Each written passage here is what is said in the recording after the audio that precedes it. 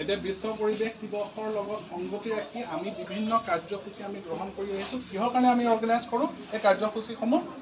যি প্ৰকৃতি, সেই প্ৰকৃতিৰ বিষয়ে যাতে তোমালোকৰ প্ৰকৃতি সংৰক্ষণ, সেই বিষয়ে যাতে তোমালোকৰ মনত এটা সজাগতা আমি আনিব পাৰোঁ। গছ গছনি ৰক্ষা, জীৱ জন্তু ৰক্ষাৰ ক্ষেত্ৰত আমি তোমালোকৰ মনত যাতে এটা সজাগতা আনিব পাৰোঁ, সেইকাৰণে আমি এই পৰিৱেশ দিৱস আমাৰ বন বিভাগৰ তৰফৰ ফালৰ পৰা আমি প্ৰত্যেক বছৰে আমি উদযাপন কৰোঁ।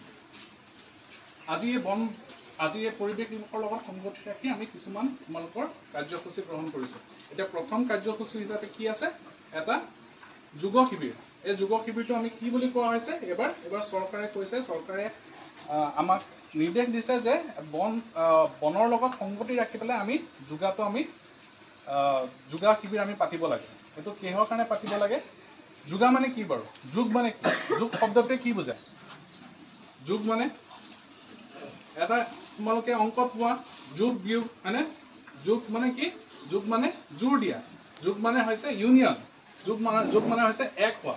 আৰু এইটো কি হৈছে? আমি তোমালোকৰ পৰিৱেশ দিৱসৰ লগত যে তোমাৰ য়োগা শিবিৰ পাতিছোঁ, যোগ শিবিৰ পাতিছোঁ, তাৰ মানে তোমালোকৰ এইটো কথা কৈছে যে অৰণ্যৰ লগত যাতে তোমালোক এক হোৱা, তোমালোক প্ৰকৃতিৰ লগত যাতে তোমালোক এক হোৱা, সেইটো কাৰণে আজি এই যোগা শিবিৰটো পতা গৈছে। আৰু এই যোগা শিবিৰৰ লগত তোমালোকে যোগাটো কি হয়?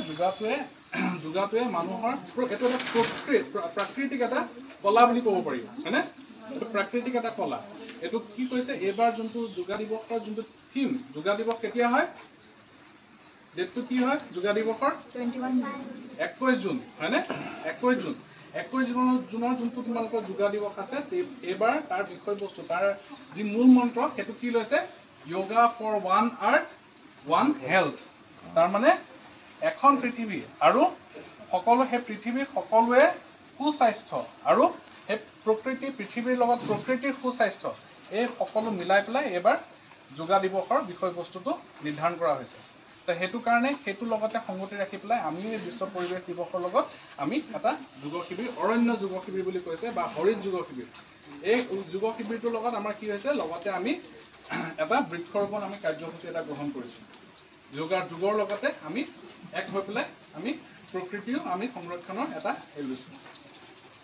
আৰু ইয়াৰ লগত কি আছে? ইয়াৰ লগত তোমাৰ এতিয়া পৰিৱেশ দিৱস তোমালোকক মই কৈ আছোঁ যে কি কৰিব লাগে? প্ৰকৃতি সংৰক্ষণ কৰিব লাগে, গছ গছনি সংৰক্ষণ কৰিব লাগে। সেইটো এতিয়া তোমালোকে কেনেকৈ কৰিবা? গছ গছনি সংৰক্ষণ বা প্ৰকৃতি সংৰক্ষণ বুলি যে কয়, এইখিনি শুনিবলৈ ইমান ডাঙৰ ডাঙৰ শব্দ নিচিনা লাগে। সংৰক্ষণ, হয়নে? প্ৰকৃতি সংৰক্ষণ, তোমাৰ ইমান সৰু ল'ৰা ছোৱালী, আমিনো কেনেকৈ তোমাৰ প্ৰকৃতি সংৰক্ষণ কৰিম? সেইটো তোমালোকে খুব ডাঙৰ কিবা এটা কৰিব নালাগে। প্ৰকৃতি সংৰক্ষণৰ কাৰণে তোমালোকে বহুত বেছি ডাঙৰ একো কৰিব নালাগে। তোমালোকে কিন্তু কি হ'ব লাগে? তোমালোকে প্ৰকৃতিৰ প্ৰতি সংবেদনশীল হ'ব লাগে, প্ৰকৃতিৰ প্ৰতি তোমালোকে সহানুভূতিশীল হ'ব লাগে দেই। তোমালোকৰ কি হয়? তোমালোকে গছ গছনি আৰু জীৱ জন্তু, এইখিনি বস্তু তোমালোকে ভাল পাবলৈ শিকিব লাগে। মনৰ পৰা তোমালোকে ভাল পাবলৈ শিকিব লাগে। সেইটো কিয়? আৰু এতিয়া তোমাৰ কি হয়? তোমালোকে খুব ডাঙৰ কৰিব নালাগে, বহুত কিবা কিবি গছ গছনি তোমালোকে ৰুব নালাগে প্ৰকৃতি সংৰক্ষণৰ কাৰণে। কিন্তু তোমালোকে যেতিয়া এটা সৰু গছ পুলি এটা ৰোৱা, খৰচৰ যেতিয়া সৰু ফল মূলৰ পুলি এটা ৰোৱা, সেইটো তোমালোকে এইটো বস্তু চাব লাগে যে যদি এটা গছ পুলি ৰুইছা, সেইটো গছ পুলি ৰোৱাতে তোমালোকে নিজৰ দায়িত্ব সামৰিলে নহ'ব। সেই গছ পুলিটো যাতে ডাঙৰ দীঘল হৈ পেলাই সেইটো যাতে এটা ডাঙৰ গছ এজোপা হয়, সেইটো কাৰণে তোমালোকে তাৰ যত্ন ল'ব লাগিব। আজি যে তোমালোকে এতিয়া গছ পুলি ৰোৱা হ'ব, সেই গছ পুলিজোপা তোমালোকেতো সেই ফিল্ডখনতে তোমালোকে খেলিবলৈ যোৱা ইয়াৰ পিছত, হয়নে নহয়? তোমালোকৰ স্কুলৰ দিনত তোমালোকে খেলিবলৈ যোৱা, তেতিয়া প্ৰত্যেকজনে তাতে চাব এই গছ পুলিটো তাতে ডাঙৰ দীঘল হৈছে নে নাই হোৱা। যদি এনেকুৱা লাগিছে যে গছ পুলিজোপা মৰহা নিচিনা যদি দেখা পাইছে, তেনেহ'লে সেই গছ পুলিজোপাত তাতে যাতে পানী দিয়া তোমালোকে ব্যৱস্থাটো কৰিব পাৰা দেই। সেইটো তোমালোকে তেনেকুৱাকৈ ল'ব লাগে। আৰু লগতে কি হ'ব লাগে? তোমালোকে জীৱ জন্তু সংৰক্ষণ বুলি ক'ব লাগে। আমিনো কেনেকৈ জীৱ জন্তু সংৰক্ষণ কৰিব লাগিব? তাতে তোমালোকে বহুত বেছি ডাঙৰ একো কাম কৰিব নালাগে। কিন্তু তোমালোকে যেতিয়া ৰাস্তাই ঘাটে যেতিয়া তোমালোকে কিবা এটা জীৱ জন্তু, তোমালোকে সৰু কুকুৰ পোৱালি এটাই দেখিলা, কিছুমান সৰু ল'ৰা ছোৱালী কি থাকে? তোমালোকে যেতিয়া সৰু কুকুৰ পোৱালি এটা দেখে, কেতিয়াবা লহি দলিয়াই, হয়নে? বা কেতিয়াবা তাৰ ওচৰতে গৈ এটা কথা কওঁ যে এই যোগ শিবিৰৰ লগতে এটা বস্তু তোমালোকক শিকাইছে স্কুলত, মই নিশ্চিতভাৱে গম পাইছোঁ তোমালোকক শিকাইছে। সেইটো হৈছে তোমালোকে নিজকে কি কৰিব লাগে? সদায় নিজকে পৰিষ্কাৰ কৰি ৰাখিব লাগে, হয়নে? চাফ চিকুণ কৰি ৰাখিব লাগে নিজকে। সেইটো তোমালোকক শিকাইছে। তোমালোকৰ নিজৰ লগতে তোমালোকৰ কি হয়? ওচৰ পাজৰ যোনখিনি ঠাই আছে, সেই ঠাইখিনি তোমালোকে যাতে পৰিষ্কাৰ কৰি ৰাখা সেইটো তোমালোকে নিজৰ মাজত এটা তোমালোকৰ গঢ় দিব লাগে দেই ওচৰ পাজৰ ঠাইখিনি পৰিষ্কাৰ কৰি ৰাখা আৰু কি কয় ইংৰাজীত এটা বাক্য এটা আছে বাক্যটো কি হয় যে ক্লিনলিনেছ ইজ নেক্সট টু গডলিনেছ দেই তোমাৰ নিজকে যিমান পৰিষ্কাৰ কৰি ৰাখা সিমানেই তুমি ভগৱানক তোমালোকে নিজৰ মনৰ ভিতৰতে পাবা যেতিয়া পৰিষ্কাৰ কৰি ৰাখিবা তেতিয়া কি হ'ব তোমাৰ মনটো ভাল লাগি থাকিব হয়নে তেনেকৈ তোমালোকৰ ওচৰ পাজৰ স্কুল লগতে তোমালোকৰ ঘৰৰ ওচৰ পাজৰ যোনখিনি জেগা সেইখিনি তোমালোকে চাফ চিকুণ কৰি ৰাখিব লগা সেইটো তোমালোকৰ এটা নিজৰ মাজত গঢ় দিবা সেইটো কেনেকৈ গঢ় দিবা তোমালোকে সেইটো গঢ় দিবা তোমালোকে যে তোমালোকৰ কেতিয়াবা কি মন যায় খাবলৈ চকলেট এটা খাবলৈ মন যায় হয়নে কেতিয়াবা চিপছ এটা খাবলৈ মন যায় বা কেতিয়াবা তোমাৰ কমলা এটা খাবলৈ মন যায় মানে খাই লৈ পেলাই কিছুমান জেগাতহে যাতে পেলোৱা য'তে ত'তে পেলাই যাতে সেইখিনি জেগাখিনি মেইন মই তোমালোকক তিনিটা কথা ক'লোঁ মই প্ৰথমটো কৈছোঁ যে আজি যোগ শিবিৰটো আমি কেলৈ পাতিছোঁ যোগ শিবিৰটো পাতিছোঁ আমি প্ৰকৃতিৰ লগত যোগ মানে হৈছে এক হোৱা আৰু যোগ মানে হৈছে আজি আমি যোগ শিবিৰটো পাতিছোঁ প্ৰকৃতিৰ লগত এক হ'বলৈ দেই যোগ শিবিৰৰ পাছত আমি সেইটো কাৰণে আমি গছ পুলি ৰোৱাৰ ব্যৱস্থাও আমি কৰিছোঁ প্ৰথম কথাটো হৈছে সেইটো ছেকেণ্ড কথাটো হৈছে কি ক'লোঁ যে প্ৰকৃতি সংৰক্ষণৰ কাৰণে তোমালোকে বহুত ডাঙৰ তোমালোকে কাম কৰিব নালাগে তোমালোকে নিজৰ মাজৰ পৰা সৰু কাম কৰিলে হৈ যাব গছ পুলি যি ৰুইছা সেইখিনি যাতে ডাঙৰ হোৱা প্ৰতিপাল কৰি ডাঙৰ হোৱাত যাতে সহায় কৰে সেইটো কৰিব লাগে তৃতীয়তে কি ক'লোঁ যে যি তোমালোকৰ ওচৰ পাজৰ জীৱ জন্তু আছে সেই জীৱ জন্তুৰ প্ৰতি মৰমীয়াল হ'ব লাগে দেই জীৱ জন্তু তেওঁলোকক ওচৰ পাজৰত বহুত ডাঙৰ বোলে মই বাঘ সংৰক্ষণ কৰিম কিবা সংৰক্ষণ এতিয়া তোমালোকৰ সিমানটো বয়স হোৱাগৈ নাই উদযাপন কৰিছোঁ তাৰ বিষয়ে মোৰ যি ক'ব লগা আছিলে তোমালোকক যি মই বাৰ্তা দিব লগা আছে মই সেইখিনি তোমালোকক আজি এইটো সুবাদতে এইটো সুযোগতে মই দিব চেষ্টা কৰিলোঁ আশা কৰোঁ যে এই পৰিৱেশ দিৱস এদিন বুলিয়ে নহয় এইটো প্ৰত্যেক দিনেই তোমালোকে এই যোনখিনি কথা মই আজি ক'লোঁ বা আমি যোনটো উদ্দেশ্য লৈ পেলাই আজি এই প্ৰগ্ৰেমটো পাতিছোঁ এইটো তোমালোকে প্ৰত্যেক দিনাখনে যাতে নিজৰ মনত তোমালোকে ৰাখি লৈ পেলাই তোমালোকে নিজৰ জীৱন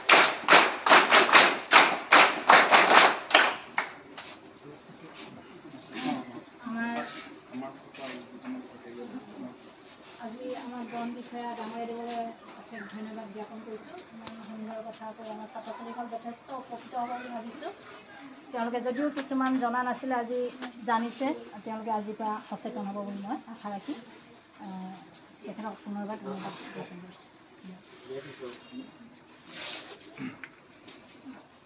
সন্মানীয় বৰহাট শংকৰদেৱ নিকেতন স্কুলৰ প্ৰধান আচাৰ্য মহোদয় উপস্থিত আঞ্চলিক বন কাৰ্যালয়ৰ বন বিষয়া মহোদয় উপস্থিত হায়াৰ ছেকেণ্ডেৰী স্কুলৰ সহকাৰী শিক্ষক দেৱজিৎ গগৈ ডাঙৰীয়া উপস্থিত প্ৰকৃতিপ্ৰেমী অজয়কা ডাঙৰীয়া আৰু আমাৰ মাজত উপস্থিত বিশিষ্ট সাংবাদিক তৰুণ গগৈ ডাঙৰীয়া আৰু মৰমৰ ছাত্ৰ ছাত্ৰীসকল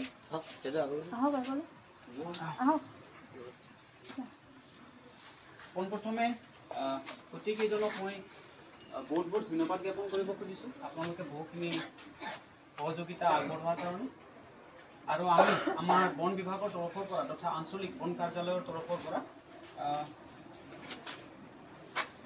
প্ৰধান শিক্ষক আচাৰ্য মহোদয়ক এখন ফুলাম গামোচাৰে সন্মান জনাবলৈ ওলাইছোঁ আৰু সন্মান জনাবলৈ মই লাকিমণি দাসক অনুৰোধ কৰিছোঁ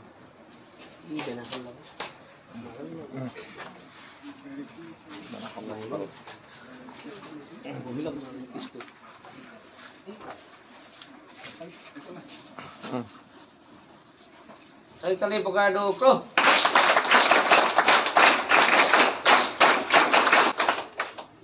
ইয়াৰ পিছতে আমি আমাৰ মাজত উপস্থিত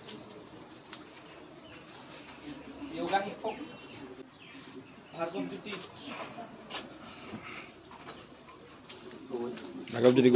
ভাৰ্গৱজ্যোতি গগৈ ডাঙৰীয়া তেখেতক আমি আমাৰ তৰফৰ পৰা এখন ফুলাম গামোচাৰে সন্মান জনাবলৈ ওলাইছোঁ আৰু সন্মান জনাবলৈ মই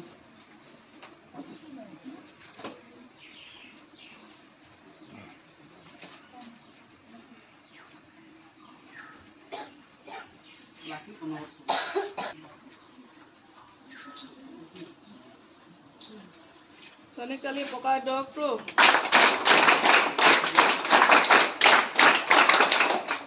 ইয়াৰ পিছত আমাৰ মাজত উপস্থিত বিশিষ্ট সাংবাদিক তৰুণ গগৈ ডাঙৰীয়া তেখেতকো আমি আমাৰ বৰহাট বন কাৰ্যালয়ৰ তৰফৰ পৰা এখন ফুলাম গামোচাৰে সন্মান জনাইছোঁ আৰু সন্মান জনাবলৈ মই চন্দনা ৰাভাক অনুৰোধ কৰিছোঁ। চনিকালি প্ৰকাৰ 1 প্ৰ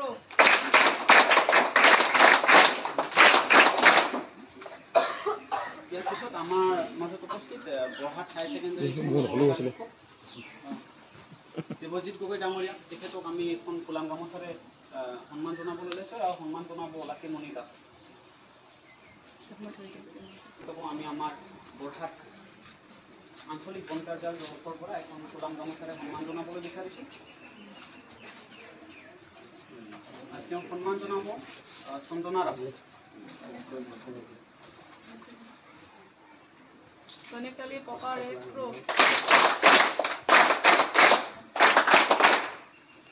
ইমানতে সম্বৰ্ধনা অনুষ্ঠানটো সমাপ্ত কৰি মই আগৰ কাৰ্যসূচীখন আগুৱাই ল'বলৈ মই দেৱজ্যোতি গগৈ ডাঙৰীয়াক সকলোবিলাক ডিপাৰ্টমেণ্টেই যোগাসনৰ লগত জড়িত হৈ আছে। আগতে আমি অকল যোগাসনটো স্বাস্থ্যৰ কাৰণে বুলি ভাবিছিলোঁ, কিন্তু স্বাস্থ্য নহয়, এতিয়া ইয়াক খেলৰ লগতো সংযুক্ত কৰিছে। ঠিক তেনেকৈ বনাঞ্চল বিষয়া বন বিষয়াৰ লগতো যোগাসনটো অন্তৰ্ভুক্ত কৰিছে। আৰু আপোনালোকে জানিব প্ৰায় সুখী হ'ব যে NSNIS পাটিয়ালা মানে ভাৰতৰ বাহিৰত যিবিলাক খেলুৱৈ খেলিবলৈ যায় অলিম্পিক কমনৱেলথ গেমত, তেওঁলোকক য'ত প্ৰশিক্ষণ দিয়ে, প্ৰশিক্ষণ কেন্দ্ৰ যি পাটিয়ালাত আছে, সেই পাটিয়ালাতো যোগাসন কেন্দ্ৰ হিচাপে ভাৰত চৰকাৰে মান্যতা প্ৰদান কৰিছে। আৰু আমাৰ নিকেতন বা অন্যান্য বিদ্যালয়বিলাকতো যোগাসনটো এটা পাঠ্যক্ৰমৰ বিষয় হিচাপে অন্তৰ্ভুক্ত কৰিছে। নৱম শ্ৰেণীৰ পৰা আজি 2 বছৰ হ'ল যোগাসনটো ইলেক্টিভ ছাবজেক্ট হিচাপে এতিয়া স্বীকৃতি দিছে। হায়াৰ ছেকেণ্ডেৰীটো যোগাসনটো বিষয় হিচাপে দিছে। আৰু ইউনিভাৰ্চিটিত আগতে যিটো আপোনাৰ পাৰফৰ্মিং আৰ্টছ বুলি কৈছিলে, তো নাচ গান বিভিন্ন স্থানত বিভিন্ন সময়ত আগ্ৰহীসকলে ইয়াৰ মহত্বটো বুজি পাইছে। যি কি নহওক, আজি আমাৰ নিকেতনত যোগাসনৰ আপোনালোকে কৰিব পাৰে, বুজিব পাৰে।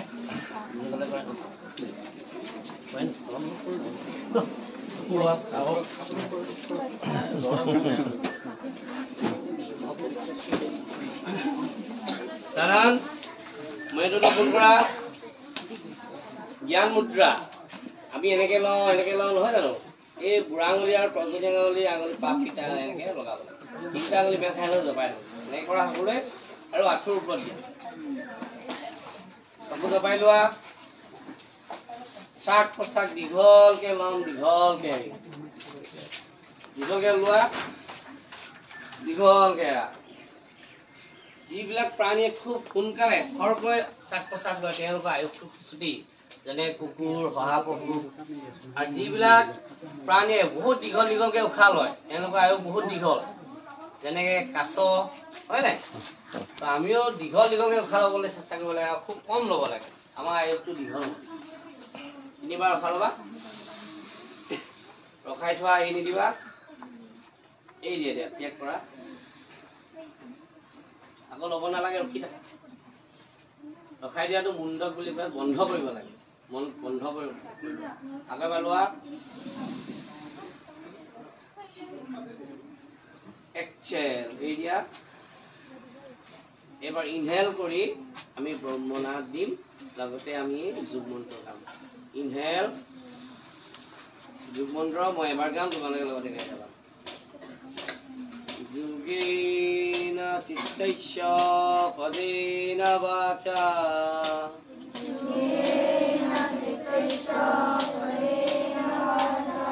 মলং সঞ্জস্য বৈদকেন